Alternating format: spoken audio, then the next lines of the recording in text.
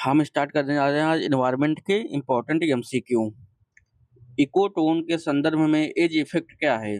दो समुदायों के बीच का संक्रमण क्षेत्र, सीमावर्ती क्षेत्रों में कुछ प्रजातियों की अधिक घनत्व और विविधता, पारिस्थितिकी तंत्र में केंद्र में प्रजातियों का विलोपन, केवल जलीय पारिस्थितिकी तंत्र में पाए जाने वाला प्रभाव। तो क्या है इसका आंसर? दो समुदायों के बीच का संक्रमण क्षेत्र, ये हमारी इकोटोन की परिभाषा हो गई। एज इफेक्ट, इकोटोन के संदर्भ में एज इफेक्ट पूछ रहा है, तो सीमावर्ती क्षेत्रों में कुछ प्रजातियों की अधिक घनत्व और विविधता, तो ये हमारा सही होगा। इकोटोन के संदर्भ में हमारा एज इफेक्ट क्या होगा? सीमावर्ती क्षेत्रों में कुछ प्रजातियों की अधिक घनत्व और विविधता। ठीक है, और जो नेक्स्ट क्वेश्चन आ जाओ फिर। निम्नलिखित में से कौन सा निस की सही व्याख्या है? वह भौगोलिक स्थान जहाँ जीव रहता है, जीवों के बीच का सहजीवी संबंध, किसी जीव की उसके पर्यावरण में कार्यात्मक भूमिका और स्थिति, एक ही प्रजाति के जीवों का समूह। तो क्या हमारा सही होगा? किसी जीव की उसके पर्यावरण में कार्यात्मक भूमिका और स्थिति। तो सी नंबर हमारा इसका सही होगा। वह स्थान जहाँ जीव रहते हैं, इसे क्या कहते हैं? जहाँ जीव रहते हैं उसे आवास कहते हैं। आवास कहते हैं। जीवों के बीच सहजीवी संबंध को सहजीविता कहते हैं। सहजीविता, सहजीविता कहते हैं। और एक ही प्रजाति के जीवों का समूह को जनसंख्या, जनसंख्या कहते हैं। ठीक है, नेक्स्ट क्वेश्चन आ जाओ। गहरे समुद्र में हाइड्रोथर्मल वेंट में प्राथमिक उत्पादक कौन होते हैं?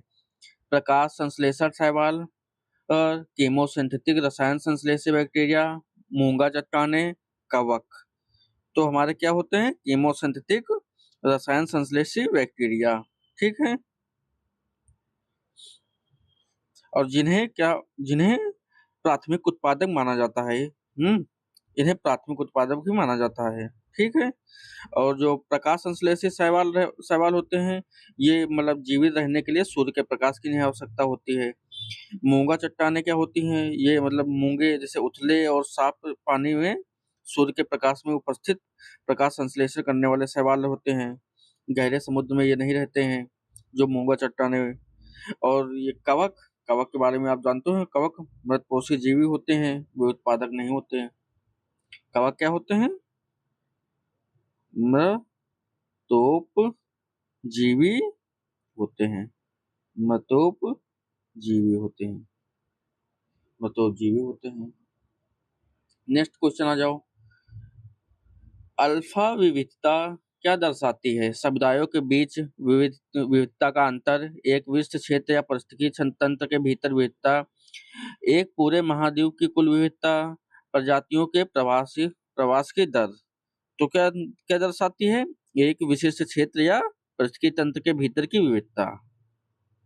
ठीक है, बी नंबर इसका आंसर सही है। ठीक है, समुदायों के बीच की विविधता क्या होती है? बीटा विविधता होती है।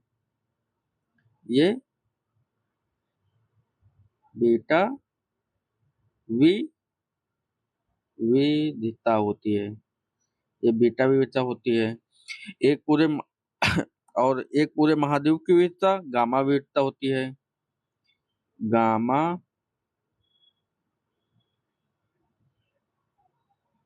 विविधता होती है। और प्रजातियों के प्रवास की दर क्या होती है? यह विविधता मापने की इकाई कोई है ही नहीं, बल्कि जीवों के आने जाने की दर है। ये तो जो जीव का जन्म लेते हैं, मृत्यु होते हैं, वही दर है।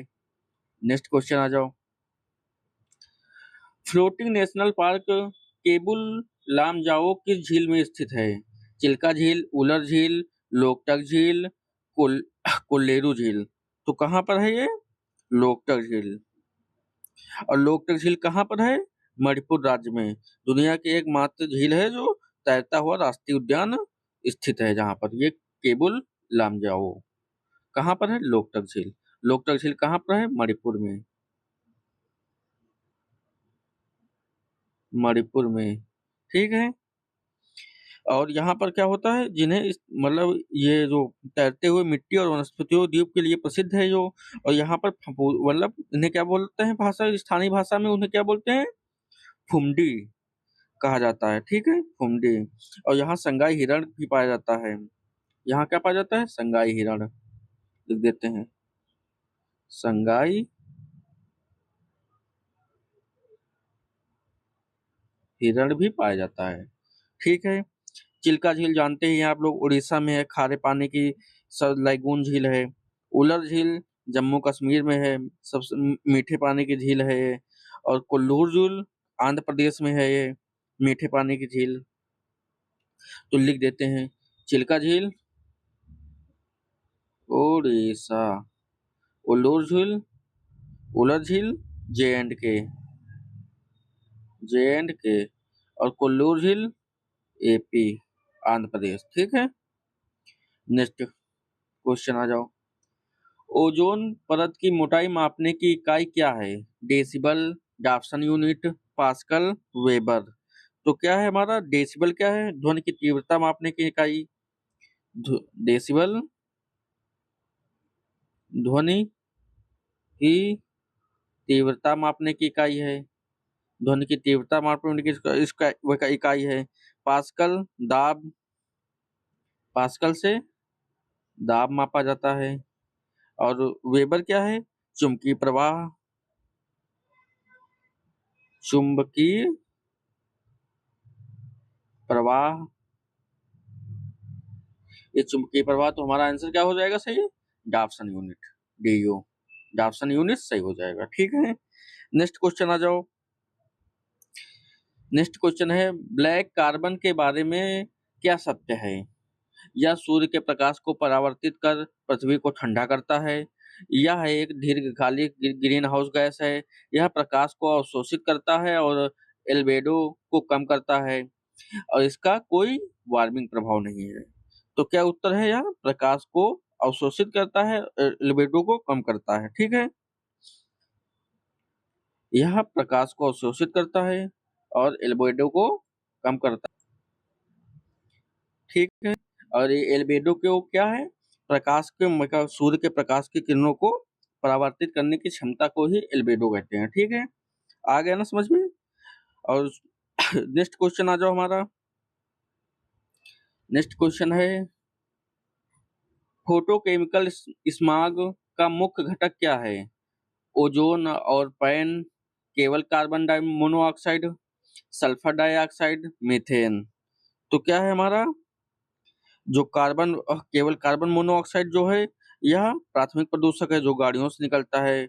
और ये फोटोकेमिकल स्मॉग का मतलब ये तो घटक हो ही नहीं सकता, गाड़ियों से निकलता है। सल्फर डाइऑक्साइड, यह क्लासिकल स्मॉग है, जिसे लंदन स्मॉग भी कहते हैं। लिख देते हैं, ये क्या है, क्लासिकल स्मॉग, जिसे क्या कहते हैं, लंदन स्मॉग भी कहते हैं। ठीक है। और मीथेन यह एक ग्रीन हाउस गैस है। तो हमारा आंसर क्या हो जाएगा, ओजोन और पैन, यही हमारा आंसर सही हो जाएगा। ओजोन जो जमीनी स्तर की ओजोन होती है उसे, और पैरा पैराक्सी स्टील नाइट्रेट को क्या कहते हैं, पैन, पैराक्सी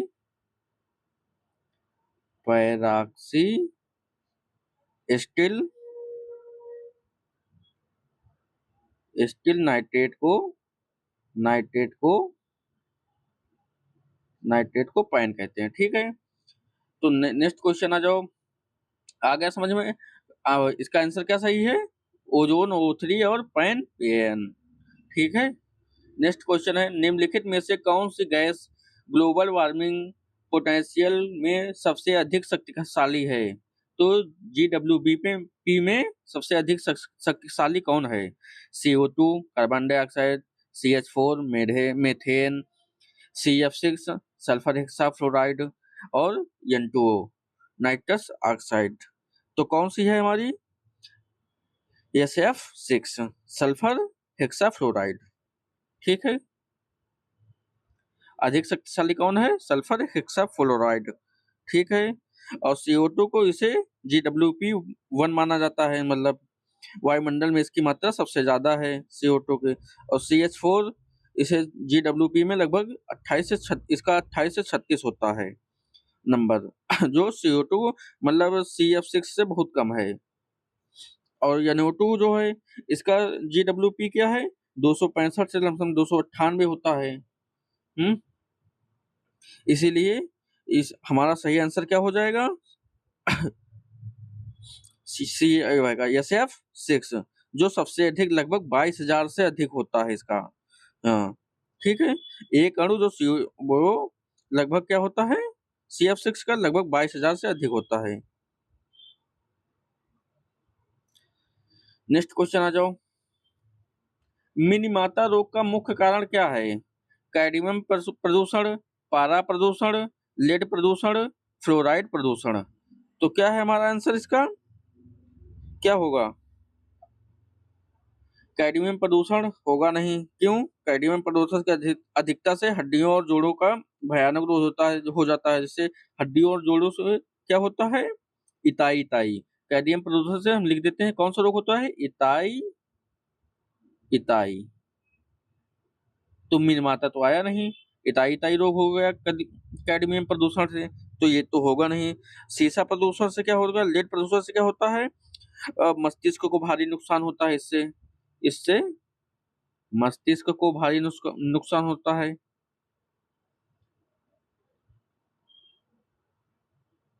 इससे मस्तिष्क को भारी नुकसान होता है, भारी नुकसान होता है। ठीक है, मस्तिष्क को भारी नुकसान होता है, तो ये तो मिनमाता रोग है नहीं, फिर ये भी नहीं है। फ्लोराइड प्रदूषण क्या है, ये पानी में फ्लोराइड की अधिकता से दांत और हड्डियां जो होती हैं कमजोर हो जाती हैं, जिसे फ्लोरोसिस कहते हैं। तो फ्लोराइड प्रदूषण से फ्लोरोसिस होता है, फ्लोरोसिस होता है। तो हमारा क्या हो जाएगा आंसर, मिनमाता रोग से का मुख्य कारण है पारा प्रदूषण। ठीक है, नेक्स्ट क्वेश्चन आ जाओ। नगोया प्रोटोकॉल किससे संबंधित है? ओजोन संरक्षण, खतरनाक अपशिष्ट का सीमा पार संचालन, अनुवांशिक संसाधनों तक पहुंच और लाभ साझा करना, ABS, जलवायु परिवर्तन, वित्त पोषण। तो हमारा क्या हो जाएगा, अनुवांशिक संसाधनों तक पहुंच और लाभ साझा करना। इसका नगोया प्रोटोकॉल क्या है, यही है, C नंबर आंसर इसका सही है। ठीक है, ओजोन संरक्षण मार्टियन प्रोटोकॉल है ये तो।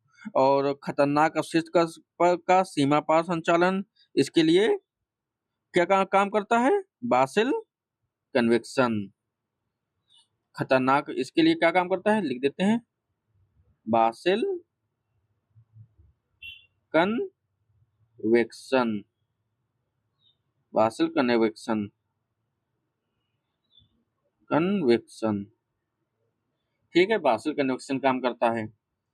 और जलवायु परिवर्तन वित्त पोषण के लिए क्या होता है, जैसे क्लाइमेट फंड जैसे तंत्र बनाए जाते हैं इसके लिए तो। ठीक है, नेक्स्ट क्वेश्चन आ जाओ। देखो हमने मार्टियन प्रोटोकॉल इसमें बताया, ऊपर किसके लिए मुख्य उद्देश्य है, ओजोन संरक्षण के लिए क्या होता है, विनिया कन्वेक्शन या मार्टियन प्रोटोकॉल। विनिया कनेक्शन कन्वेक्शन लिखे देते हैं यहाँ पर, विनिया वियना कन्वेक्शन, विनिया कन्वेंशन, विनिया कन्वेंशन। और क्या होता है, मार्टियन प्रोटोकॉल। ये देखो क्वेश्चन आ गया, मार्टियन प्रोटोकॉल कब हुआ, 1987 में। ये 1987 में का मुख्य उद्देश्य क्या है, मार्टियन प्रोटोकॉल का मुख्य उद्देश्य क्या है, आर्द्रभूमि का संरक्षण, ओजोन परत को नष्ट करने वाले पदार्थों को चरणबद्ध तरीके से हटाना, ग्रीन हाउस गैसों को कम करना, समुद्री प्रदूषण को रोकना। तो क्या है, अभी बताया ना, ओजोन परत को नष्ट करने वाले पदार्थों को चरणबद्ध तरीके से हटाना। तो यही हमारा आंसर सही हो जाएगा। ठीक है, मार्टियन प्रोटोकॉल। और ये कब आया था मार्टियन प्रोटोकॉल, 16 सितंबर 1987 को, 16 सितंबर 87 को, ठीक है। मार्टियन प्रोटोकॉल हुआ था, मतलब हस्ताक्षरित मार्टियन प्रोटोकॉल पर्यावरण इतिहास के लिए सफल संधियों में एक है जो, ठीक है। जिससे क्या होता है, जैसे मतलब जो क्लोरोफ्लोरोकार्बन होते हैं और हैलोजन उत्पादन होते हैं, जैसे उपयोग पूरी दुनिया में धीरे धीरे समाप्त करना था इसका, और जो ओजोन छिद्र हो गया है उसको ठीक करना है, ठीक है। आर्द्रभूमि का संरक्षण, इसे रामसर कन्वेंशन मतलब हुआ था। राम आर्द्रभूमि का संरक्षण कब हुआ था? 1971 में, और ये रामसर कन्वेंशन में, रामसर कन्वेंशन में, ठीक है। रामसर कन्वेंशन में ग्रीन हाउस गैसों को कम करना, क्योटो प्रोटोकॉल अभी बताया ही है ऊपर, या पेरिस समझौता हुआ था 2015 में, इसको लिख देते हैं 2015 में पेरिस समझौता, या क्योटो प्रोटोकॉल, क्योटो प्रोटोकॉल, ठीक है। और समुद्री प्रदूषण को रोकने के लिए क्या होगा? मार्पोल जैसी अंतरराष्ट्रीय संधियां का, मतलब मार्पोल जैसे अंतरराष्ट्रीय संधि वगैरह है, मार्पोल मार्पोल जैसी अंतरराष्ट्रीय संधि वगैरह है, ठीक है। नेक्स्ट क्वेश्चन आ जाओ। एजेंडा 21 किस सम्मेलन का परिणाम था? स्टॉकहोम सम्मेलन 1972, पृथ्वी सम्मेलन 1992, जोहान्सबर्ग जोहान्सबर्ग शिखर सम्मेलन 2002, पेरिस समझौता 2015। तो क्या हुआ था ये? स्टार स्टॉकहोम सम्मेलन 1972, यह क्या था? यह मानव पर्यावरण का पहला बड़ा वैश्विक सम्मेलन था, जिसने यूएनईपी की स्थापना की थी। इसने क्या किया था? यूएनईपी की स्थापना की थी, ठीक है। स्टॉकहोम सम्मेलन और जोहान्सबर्ग शिखर सम्मेलन ये 2002 में हुआ था। यह पृथ्वी सम्मेलन 10 था, 10 भी कहा जाता है, ठीक है। पेरिस समझौता या वैश्विक तापमान जैसे 2% से, और मतलब 2 डिग्री सेंटीग्रेड से कम रखने के लिए जलवायु परिवर्तन का एक समझौता है, ठीक है। तो हमारा क्या हो गया इसका? एजेंडा 21 का आंसर क्या होगा? पृथ्वी सम्मेलन 1992, पृथ्वी सम्मेलन 1992, ठीक है, जिसे एजेंडा 21 नाम दिया गया। नेक्स्ट क्वेश्चन आ जाओ। भारत में पर्यावरण संरक्षण अधिनियम किस वर्ष पारित किया गया था? 1972, 1981, 1986, 2002 में। तो 1972 में वन्य जीव संरक्षण अधिनियम आया था। 1972 में वन्य जीव संरक्षण अधिनियम आया था। 1981 में वायु अधिनियम आया था, मतलब प्रदूषण निवारण और नियंत्रण अधिनियम। 1981 में वायु अधिनियम आया था,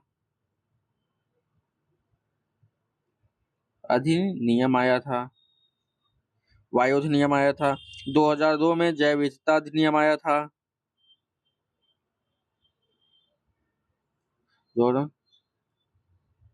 जैव विविधता अधिनियम आया था। तो अब कौन सा बच्चा हमारा? 1986। तो हमारा आंसर क्या हो जाएगा?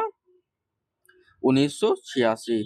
और ये पर्यावरण संरक्षण अधिनियम किस वर्ष मतलब कब पारित हुआ था? 1986 में, जब भोपाल में गैस त्रासदी के बाद ये सरकार ने पर्यावरण संरक्षण के सुधार और मतलब इसका संरक्षण अधिनियम लाया था। और भोपाल में गैस त्रासदी कब हुई थी? 1984 में।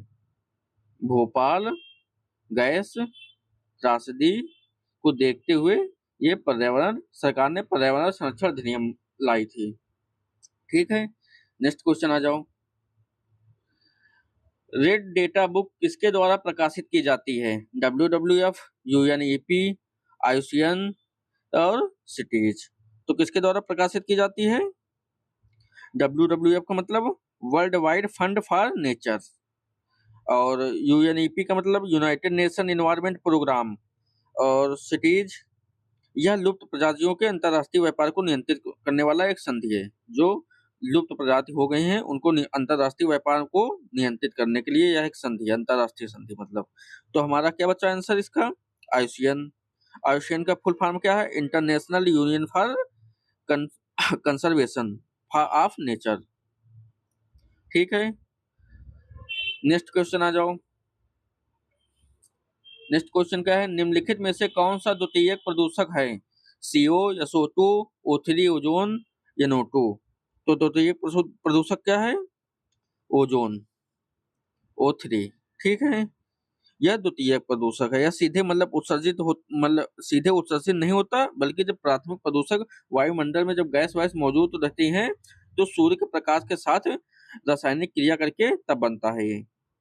ठीक है, यह द्वितीय प्रदूषक है और बाकी सब CO, SO2, NO2 सब प्राथमिक प्रदूषक हैं। नेक्स्ट क्वेश्चन आ जाओ। फ्लाई ऐश का मुख्य स्रोत क्या है? जल विद्युत संयंत्र, ताप विद्युत संयंत्र, परमाणु ऊर्जा संयंत्र और सौर पैनल निर्माण। तो हमारा क्या है? जल विद्युत संयंत्र क्या है? गतिक ऊर्जा से बिजली बनती है, मतलब और परमाणु ऊर्जा संयंत्र या यूरेनियम से नाभिकीय विखंडन से ऊर्जा बनती है इसके। और सौर पैनल वाला सिलिकॉन और अन्य रासायनिक कचरा निकलता है, लेकिन फ्लाइंग गैस नहीं निकलता है इसके निर्माण में, सौर ऊर्जा में। तो कौन सा हमारा सही हो जाएगा? ताप विद्युत संयंत्र। जबकि जब भारी मात्रा में कोयला जलाया जाता है तो जब कोयला जलाए तो कोयले के जलने से बारीक राख के कण धुएं के साथ ऊपर उड़ते हैं, इन्हीं को क्या बोलते हैं? Fly ash. ठीक है, नेक्स्ट क्वेश्चन आ जाओ। सुपोषण के कारण जल निकायों में क्या होता है? घुलित ऑक्सीजन बढ़ती है, जैव ऑक्सीजन मांग बढ़ती है, शैल शैल प्रस्फुटन घटता है, जलीय जीवन फलता फूलता है। तो इसका आंसर क्या होता है? जैविक ऑक्सीजन की मांग बढ़ती है। नेक्स्ट क्वेश्चन आ जाओ।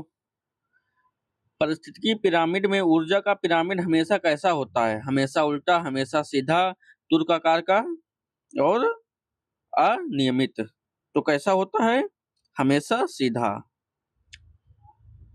हमेशा सीधा। ठीक है, नेक्स्ट आ जाओ। बायोमैग्निफिकेशन का क्या अर्थ है? बायोमैग्निफिकेशन का क्या अर्थ है? प्रदूषण का हवा में फैलना, खाद्य श्रृंखला के उच्च स्तरों पर विषाक्त पदार्थों की सांद्रता में वृद्धि, पौधों द्वारा पोषक तत्वों का अधिक अवशोषण, सूक्ष्म जीवों का तेजी से बढ़ना। तो हमारा क्या हो जाएगा इसका आंसर? प्रदूषण का हवा में फैलना, इसे हवा वायु प्रदूषण कहते हैं। और जो पौधों द्वारा पोषक तत्वों का अधिक अवशोषण होता है उसे क्या बोलते हैं? पोषक तत्व संग्रहण या अवशोषण कहा जाता है। सूक्ष्म जीवों को तेजी से बढ़ना या बैक्टीरिया में वृद्धि होती है। तो हमारा क्या आंसर हो जाएगा? बी नंबर आंसर इसका सही हो जाएगा। ठीक है, नेक्स्ट क्वेश्चन आ जाओ। रामसर कन्वेंशन किससे संबंधित है? अभी ऊपर हमने रामसर कन्वेंशन लिख के बताया है पूरा, तो आप लोग ऊपर सही से अगर क्वेश्चन नोट कर रहे होंगे, क्वेश्चन देख रहे होंगे, तो इस क्वेश्चन का आंसर आपको ऑटोमेटिक आ जाएगा। ठीक है, नेक्स्ट क्वेश्चन आ जाओ। ग्रीन हाउस प्रभाव के बिना पृथ्वी का औसत तापमान कितना होगा? तो ग्रीन हाउस प्रभाव के बिना पृथ्वी का औसत तापमान कितना होगा? -18 डिग्री सेंटीग्रेड। ठीक है, -18 डिग्री सेंटीग्रेड होगा। नेक्स्ट क्वेश्चन आ जाओ। ब्लू कार्बन क्या है? अभी ऊपर कौन सा क्वेश्चन मतलब बताया? शायद ब्लैक कार्बन बताया ना, अब आ गया ब्लू कार्बन। गहरे समुद्र में पाए जाने वाला तेल, तटीय समुद्री और मैंग्रोव पारिस्थितिकी तंत्र द्वारा अवशोषित कार्बन, अंटार्कटिका की बर्फ में फंसा कार्बन, औद्योगिक अपशिष्ट जल का कार्बन। तो हमारा ये इसका आंसर क्या हो जाएगा? जो गहरे समुद्र में पाया जाने वाला तेल होता है उसे क्या बोलते हैं? पेट्रोलियम या जीवाश्म बोलते हैं। और अंटार्कटिका की बर्फ में फंसा, ये वायुमंडलीय गैसों द्वारा का हिस्सा है, जिसे ब्लू कार्बन तो बिल्कुल नहीं कहेंगे। और जो औद्योगिक रहेगा, औद्योगिक अपशिष्ट को जल का कार्बन होता है, उसे जल प्रदूषण का हिस्सा मानते हैं। तो हमारा आंसर क्या हो जाएगा इसका? बी नंबर आंसर, तटीय समुद्री और मैंग्रोव पारिस्थितिकी तंत्र द्वारा अवशोषित कार्बन। यही ब्लू कार्बन है। ठीक है, नेक्स्ट क्वेश्चन आ जाओ। पराबैंगनी विकिरण यूवी रेज से मानव स्वास्थ्य पर क्या प्रभाव पड़ता है? मोतियाबिंद और त्वचा कैंसर, केवल श्वसन रोग, हड्डियों का कमजोर होना और पाचन तंत्र में खराबी। तो हमारा क्या हो जाएगा? केवल श्वसन रोग, केवल केवल श्वसन रोग तो होगा नहीं, इससे क्या होगा? एक ही इससे हो सकता है। त्वचा कैंसर तो हम लोग जानते ही हैं कि पैराबैंगनी यूवी रेज से ओजोन परत से त्वचा कैंसर हो रहा है, O3 से। तो मोतियाबिंद और त्वचा कैंसर, ठीक है। मोतियाबिंदु कहाँ होता है? आंखों में। इसका आंसर यही सही होगा। नेक्स्ट क्वेश्चन आ जाओ। इकोमार्ट प्रतीक किससे संबंधित है? मिट्टी के बर्तन, पर्यावरण के अनुकूल उपभोक्ता उपभोक्ता वस्तुएं, वन्य जीव संरक्षण, जैविक खेती। तो हमारा इससे क्या हो जाएगा? पर्यावरण के अनुकूल उपभोक्ता उपभोक्ता वस्तुएं। बी नंबर आंसर सही है। ठीक है, इकोमार्ट का मतलब पर्यावरण के अनुकूल उपभोक्ता वस्तुएं। नेक्स्ट क्वेश्चन आ जाओ। क्योटो प्रोटोकॉल की दूसरी प्रतिबद्धता अवधि कब समाप्त हुई? तो 2012, 2015, 2020, 2022। तो कब समाप्त हुई इसकी? इसकी पहली अवधि कब हुई थी? 2000 से 2012 तक थी। 2008 से पहली अवधि 2008 से 2012 तक थी। और दूसरी अवधि कब समाप्त हुई इसकी? तो जो दूसरी अवधि थी इसकी, एक का 2013 से शुरू हुई। ये 2013 से 2013 से शुरू हुई, तो 2013 से 2020 तक, 2020 तक। तो आंसर हमारा सी सही हो जाएगा। और 2020 मतलब 31 दिसंबर 2020। 31 दिसंबर मानेंगे इसमें, 31 दिसंबर 2020। ठीक है, 2000 मतलब 31 दिसंबर 2012 में खत्म हुए, तो 1 जनवरी 2013 से शुरू हुई, तो 31 दिसंबर 2020 तक थी। ठीक है, नेक्स्ट क्वेश्चन आ जाओ। नेक्स्ट क्वेश्चन है, जैव विविधता हॉटस्पॉट की अवधारणा किसने दी थी? EP Odum, Norman Myers, James Lovelock और रचेल कार्सन। तो किसने दी थी? नॉर्मन मायर्स ने। Norman Myers. ठीक है, बायोडायवर्सिटी हॉटस्पॉट की इन्होंने अवधारणा प्रस्तुत की थी। मतलब जैव विविधता के संवेदनशील स्थल, मतलब जैव विविधता हॉटस्पॉट की अवधारणा किसने? हॉटस्पॉट का मतलब विविधता के संवेदनशील स्थल की अवधारणा प्रस्तुत की थी इन्होंने। ठीक है, और ईपी ओडम ने आधुनिक परिस्थिति मॉडर्न इकोलॉजी का जनक माना जाता है। इसने कैसे, कौन सी? मॉडर्न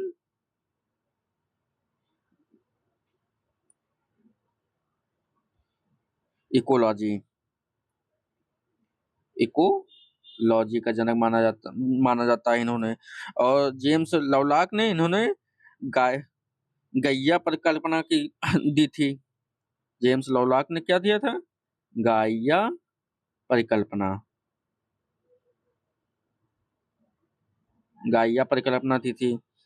और राचेल कार्सन ने इनकी इनकी प्रसिद्ध पुस्तक है बहुत, ये लिख लो, प्रसिद्ध पुस्तक का नाम लिख लो आप लोग।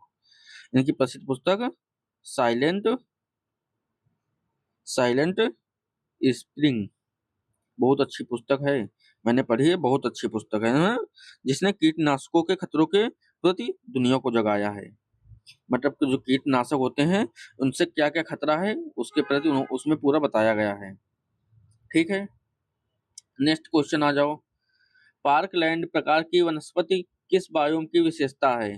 टैंगा, सवाना, टुंड्रा, भूमध्य रेखी, वर्षावन। तो कौन से हो जाएंगे ये? सवाना। पार्कलैंड की प्रकार की वनस्पति किस बायोम की विशेषता है? सवाना की। ठीक है, और टैंगा में, यहाँ टैंगा में क्या होता है? शंकुधारी सदाबहार वन पाए जाते हैं टैंगा में। शंकुधारी शंकुधारी सदा बहार वन पाए जाते हैं। शंकुधारी सदाबहार वन पाए जाते हैं। टुंड्रा या अत्यधिक ठंडा क्षेत्र है। हाँ, यहाँ पर छोटी वनस्पतियां उगती हैं। भूमध्य रेखीय वर्षा वन, यहाँ मतलब अत्यंत घने और बहुस्तरीय वन मतलब जैसे जंगल होते हैं यहाँ। यहाँ जहाँ जैसे ये अमेजोन के जंगल, जहाँ धूप भी नहीं पहुंच सकती, जमीन तक नहीं पहुंचती। ठीक है, नेक्स्ट आ जाओ। लाइकेन। लाइकेन किसका सबसे अच्छा संकेतक है? जल प्रदूषक का, वायु प्रदूषक, ध्वनि प्रदूषक, मृदा प्रदूषक। तो किसका है ये? वायु प्रदूषक का। वायु प्रदूषक का सबसे अच्छा संकेतक क्या है? लाइकेन। ठीक है, बाकी ध्वनि प्रदूषक, मृदा प्रदूषक सब कुछ बताया। जो मृदा प्रदूषक के लिए केचुआ या मिट्टी के सूक्ष्म जीवों का मतलब ये होता है। ध्वनि ध्वनि प्रदूषक के बजाय संकेतक के बजाय डेसिमल मीटर का उपयोग होता है। अब जो लिख देते हैं डेसिबल मीटर का प्रयोग होता है। ठीक है, और जल प्रदूषक के लिए मापने के लिए क्या होता है? जैसे इकॉल वगैरह आते हैं। नेक्स्ट क्वेश्चन आ जाओ। भारत का पहला बायोस्फीयर रिजर्व कौन सा है? नंदा देवी, नीलगिरी, सुंदरवन, मन्नार की खाड़ी। तो हमारा कौन सा है ये? नीलगिरी। और नंदा देवी कहाँ है? नंदा देवी हमारा यूके में है। यूके मतलब यूनाइटेड किंगडम नहीं, उत्तराखंड। और ये कब घोषित हुआ था जो नंदा देवी में? 1989 में, 1988 में भाई, सॉरी, 1988 में। सुंदरवन या पश्चिम बंगाल में है। वेस्ट बंगाल, पश्चिम बंगाल में है, जहां अभी ममता दीदी हार गई हमारी। ये पश्चिम बंगाल में है। यहाँ पर क्या होते हैं? मैग्रो क्षेत्र, जैसे है मैग्रो क्षेत्र है, मैग्रो क्षेत्र है। ये मैग्रो क्षेत्र है जहाँ रॉयल बंगाल टाइगर बहुत पाए जाते हैं। लिख देते हैं रॉयल बंगाल टाइगर बहुत पाए जाते हैं। स्थापना कब हुई थी इसकी? 1989 में। ठीक है, मन्नार की खाड़ी। मन्नार की खाड़ी क्या है? भारत का पहला समुद्री बायोस्फीयर रिजर्व है। भारत का पहला समुद्री बायोस्फीयर रिजर्व है ये। बायोस्फीयर रिजर्व है, इसकी स्थापना 1989। ठीक है, नेक्स्ट क्वेश्चन आ जाओ। पैराक्स पैराक्सीटाइल नाइट्रेट का क्या क्या है? अभी पैन आपको ऊपर बताया नहीं, विटामिन, प्रदूषक, उर्वरक, कीटनाशक। तो अभी वो ओजोन CO2, वो ओजोन O3 और पैन बताया ऊपर वाले क्वेश्चन में। तो इसका आंसर क्या है? प्रदूषक। यह एक प्रकार का क्या है? प्रदूषक। नेक्स्ट क्वेश्चन आ जाओ।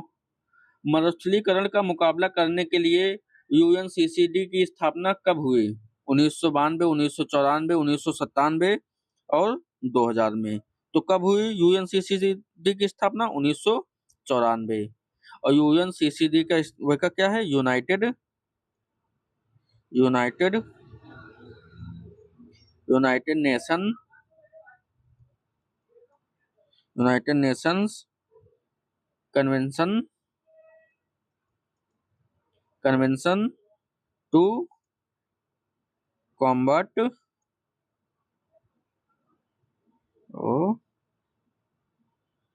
डिजर्टिफिकेशन। ठीक है, 1994 हुई। इसका फुल फॉर्म क्या है? United nation convention to combat desertification. ठीक है, नेक्स्ट क्वेश्चन पे आ जाओ हमारा। और इसका मुख्य उद्देश्य क्या है? जो खेती योग्य भूमि है उसको मरुस्थल बनने से रोकना है। इसका मुख्य उद्देश्य यही है।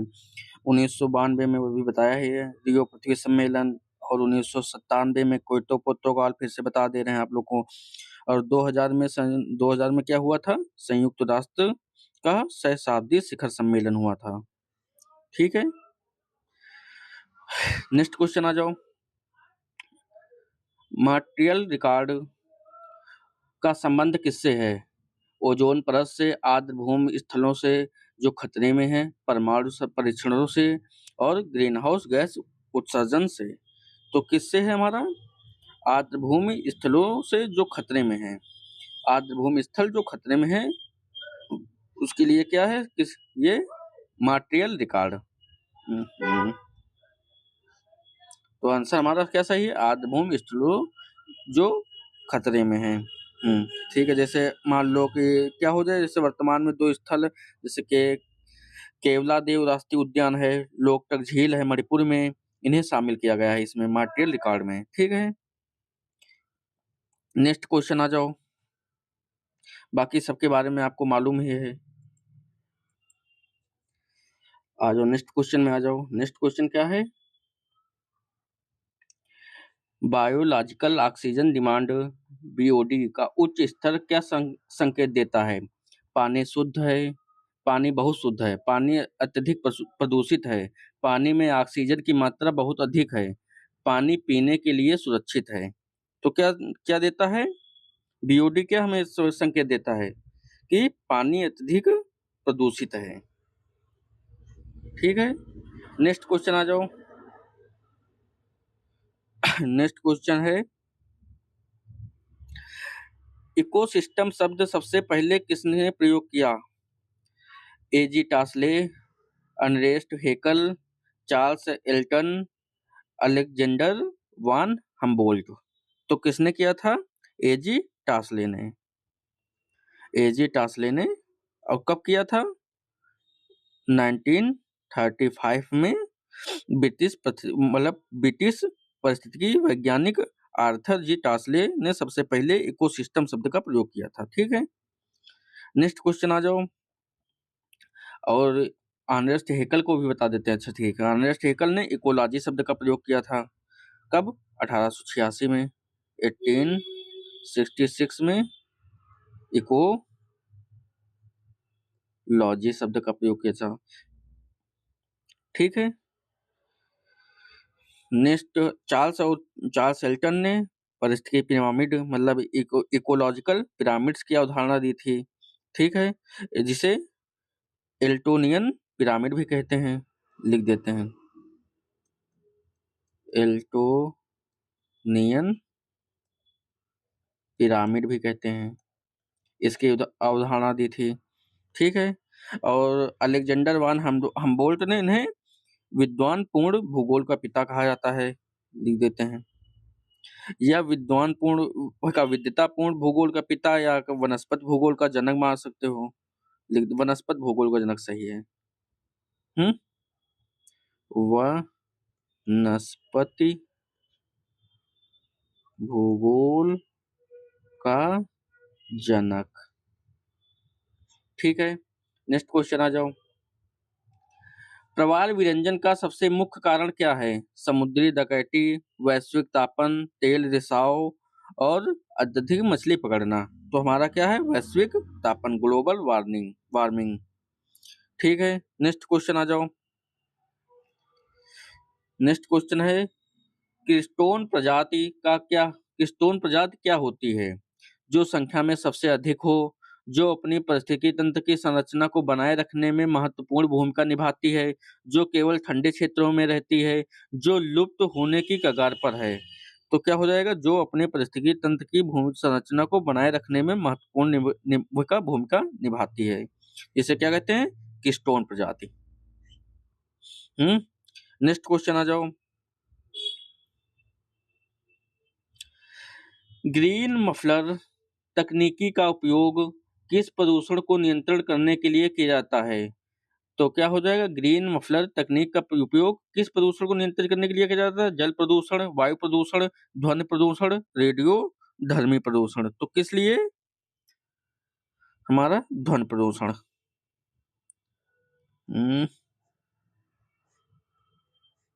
ध्वनि प्रदूषण के लिए किया जाता है। ठीक है। नेक्स्ट क्वेश्चन आ जाओ। निम्नलिखित में से कौन सा इन सीटू संरक्षण का उदाहरण नहीं है? National park, wild life sanctuary, geological garden मतलब चिड़ियाघर, बायोस्फीयर रिजर्व। तो हमारा कौन सा है? जूलॉजिकल गार्डन नहीं है, चिड़ियाघर हमारा नहीं है। इन सिटू में, बाकी सब हैं। ठीक है, नेक्स्ट क्वेश्चन आ जाओ। कार्बन लेवी या कार्बन टैक्स लगाने वाला पहला देश कौन सा है? Bharat, New Zealand, Finland, America. तो कौन सा है पहला देश? फिनलैंड। फिनलैंड। और फिनलैंड में कब लगा था? 1990 में। मतलब 1990 में फिनलैंड दुनिया का पहला देश बना जो कार्बन टैक्स की शुरुआत की थी। ठीक है, उम्मीद करते हैं आप लोगों को क्वेश्चन समझ में आए होंगे। मिलते हैं अपने नेक्स्ट वीडियो में। जो भी डाउट या कोई भी इसमें कंफ्यूजन या कुछ भी हो, कुछ भी समझ में ना हो, कुछ भी हमने गलत बोल दिया हो, तो आप लोग कमेंट में हमें जरूर बताइए।